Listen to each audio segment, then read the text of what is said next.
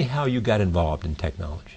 Well, actually, till now, I'm still not involved in technology. I'm involved in the people, entrepreneurship, because I was trained to be a high school teacher. I know nothing about technology. Till now, the only thing I can use my computer and send, receive email, and browse. That's it. So I even scared to use You can't write code? No, not at all. I always wondering how the code works. Yeah. But because I don't know the technology, so I respect the technology. We hire the best people and understand them and let them. We always be. I believe one thing that is technology is for the people. We should tell the technology guy what the consumers want, what the people want.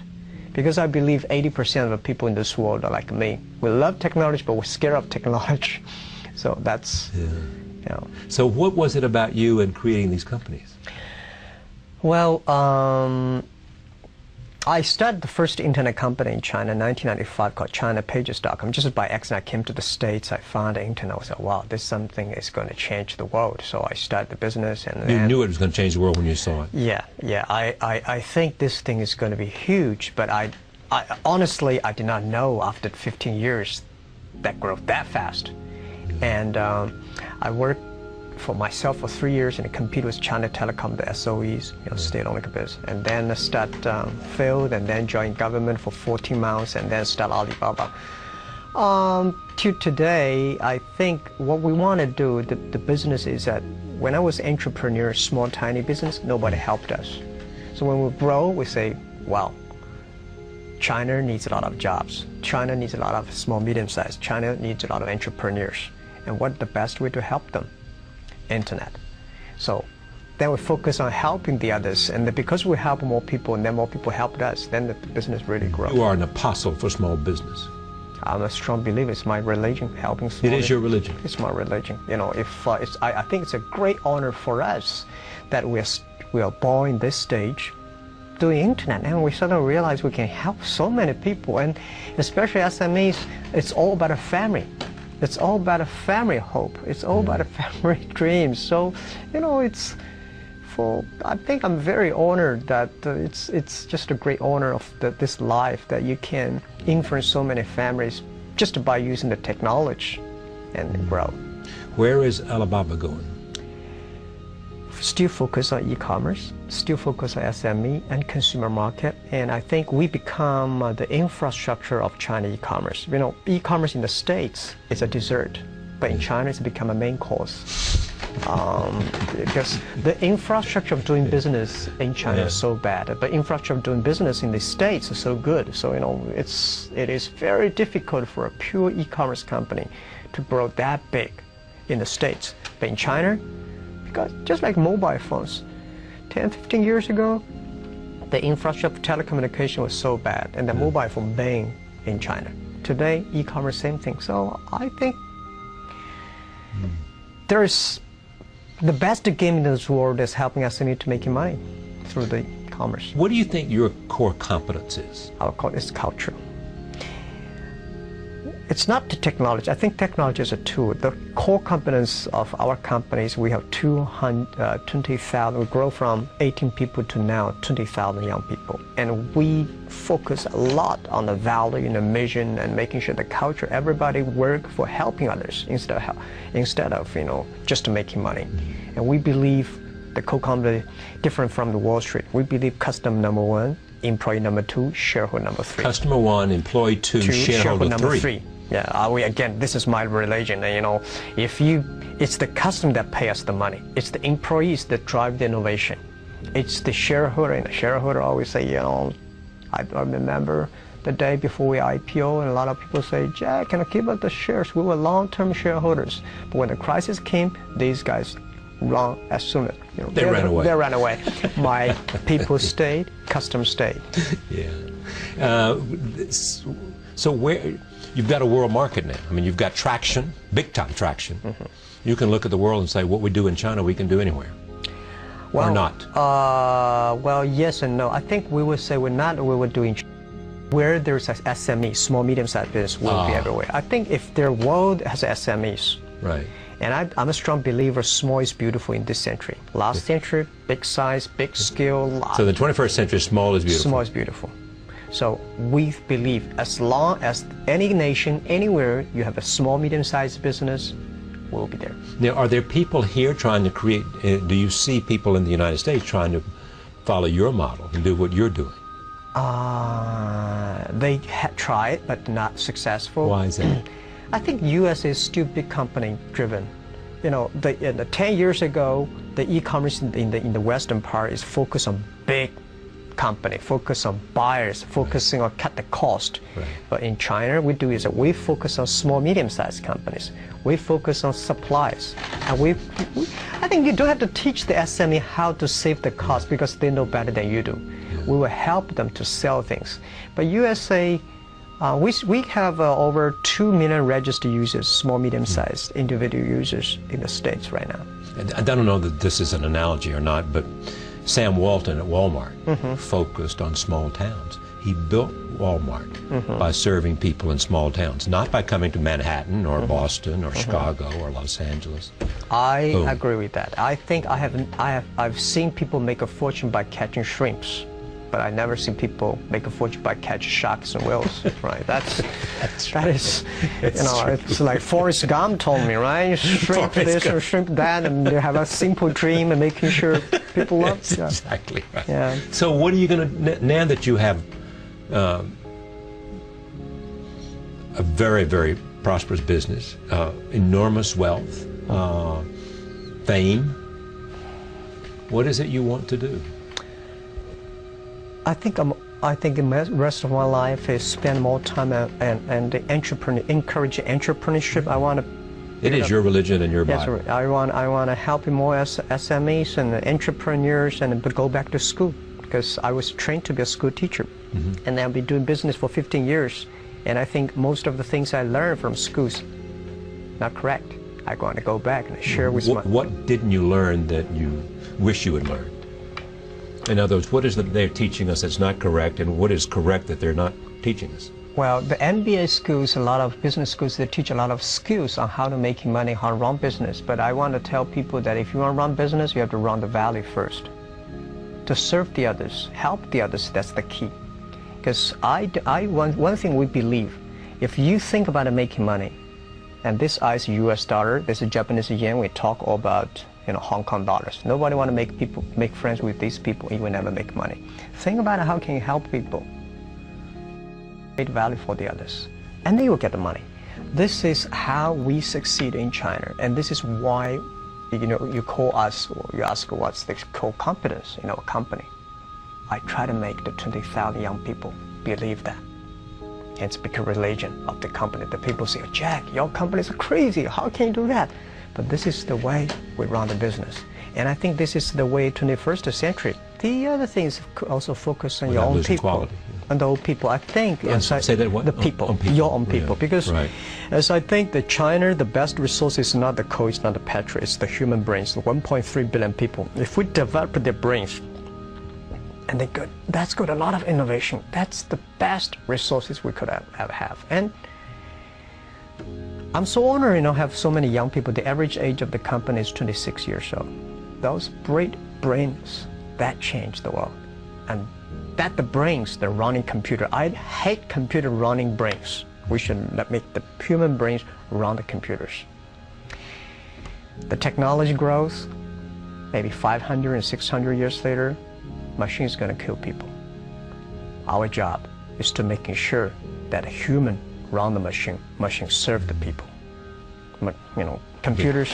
Beyond the obsession with the small business and entrepreneurship and in the human brain, what is it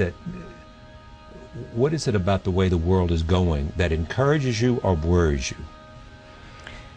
I think worries me is about greed.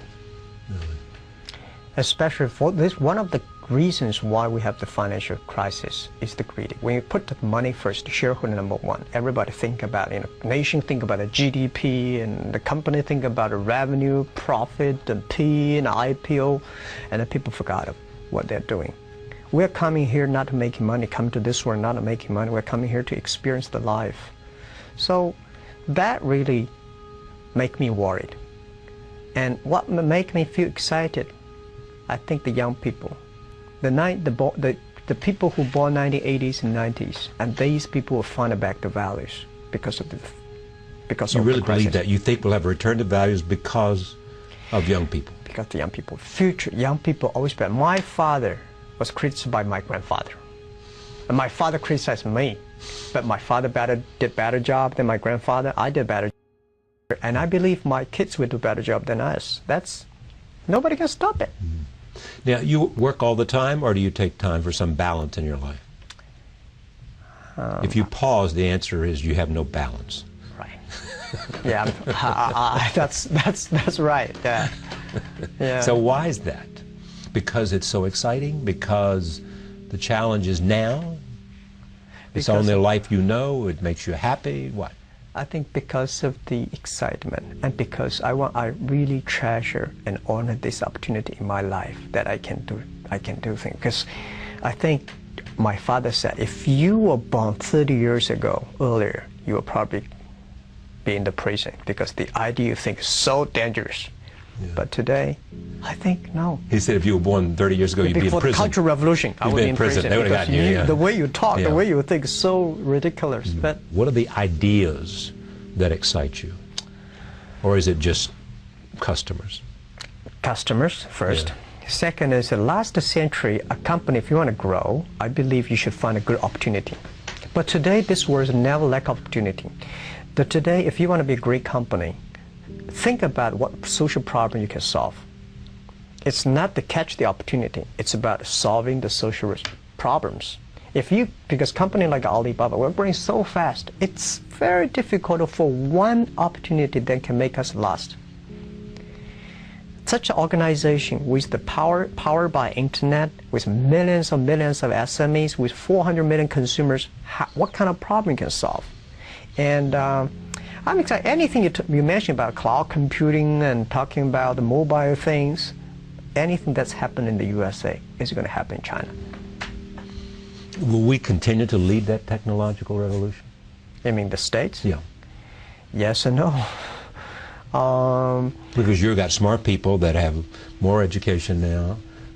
You develop, and China is educating every year, by a factor of 100x number of computer scientists and engineers who can create with the right kind of investment, innovation, philosophy, and creativity, the solutions to the technology issues. Yeah, I think China, the USA does not have to worry about in 10, 20 years. I think USA technology will still take the leadership. Right. But a lot of things will shift to China not because China have more smart people. I think USA also has a lot of smart people. The very important China market is big, 1.3 billion people. The market drives the technology. If there's a demand, you will have a huge demand. You'll have the incentive. Yes. To create new solutions. Yes. Yes. New ways to solve people's problems. Exactly. Exactly. So I think USA should be optimistic that more open to China market, because 1.3 billion people is not China market, it's a global market. And China should look at the USA also, saying, this is the engine, this is the passion, it's the system, it's the culture that innovate. So it still takes a long time for China to catch up with technology is easy, but to catch up the culture, the innovation, the system takes some time. And when will that come? 20, 30 years? Really? Yeah, at least. Who do you most admire in terms of in your field? I mean, you once said, if Alibaba cannot become a Microsoft or Walmart, I will regret it for the rest of my life. Yeah, we should surpass Microsoft and Walmart, because it's not because Alibaba is great, because this is our generation, business leader, entrepreneurs, our mission to be better, do better than our last generation. So I will regret if we cannot do better than Walmart, because Walmart created a wonderful business model. They created such a B2C model, and they created the largest scale assembly line and all effective. But Taobao and Alibaba, we created C2B, consumer to business. Because of the consumer needs, all the business changed their line. So I think this century gives us young people the opportunity to change the world, to improve the world. You know, that's we have to. I mean, there's no excuse say we cannot do it. We have to do it. I mean, because we have so many brains. Our forefathers already invested so much on education, and it's our time to prove it. Bill Gates and Warren Buffett went to China recently, I think, to talk about their giving pledge, the idea that people who, like yourself, who become very, very rich, will think about, at some point, giving up to 50% of that money away. Idea, what do you think? How do you think the response will be in China? Okay, I think it causes a lot of debates right now in China. I know. Yeah, but my thinking is at first, to me, I never thought the money I have belongs to me. It belongs to society. When you have a couple of million, you're a rich guy. When you have 10, 20 million, it's a capital. When you have over 100 million, that's the social resources. Right. That's the society give it to you. You guys run it for us. You're the guardian of it, yes. Yeah, so it's not my money. My personal, I don't think I can spend, I can sleep one bed, I can only 3 dinners. I mean, that's all, right? That's what you know, what money for. Exactly. And the second is that today what China needs. You're not going to be happy on a yacht in the Riviera. I think is 200 million jobs. We are a country lack of 200 million jobs. We've got 1.3 billion people, urbanization, and we need a lot of jobs. We need helping a lot of people to create jobs. So today, China, philanthropy and charity and whatever done, I respect. But as people like us, we should use the resources. That's one of the money better.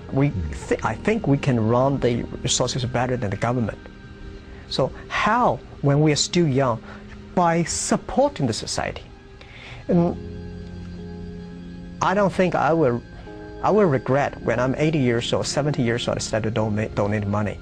I should spend the money now. And create jobs. Create jobs. Yes. Create jobs. Yeah, create hopes. You believe that in terms of social good, the best thing you can do is create jobs, because if you have a society in which people have a job and they have a respectable way to earn a living and provide shelter and to provide a means for their children to have a better life, as you said, your father did and your grandfather, and you did than your father. Yeah, and the other thing is investment on the environment protection.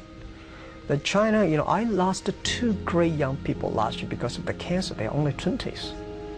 Yeah, when I ask a lot of friends, do you have a friend or relative, anybody cancer? Everybody says, yes, I have a friend or relative. Environment, the water is polluted, the trees, the environment, the whole thing.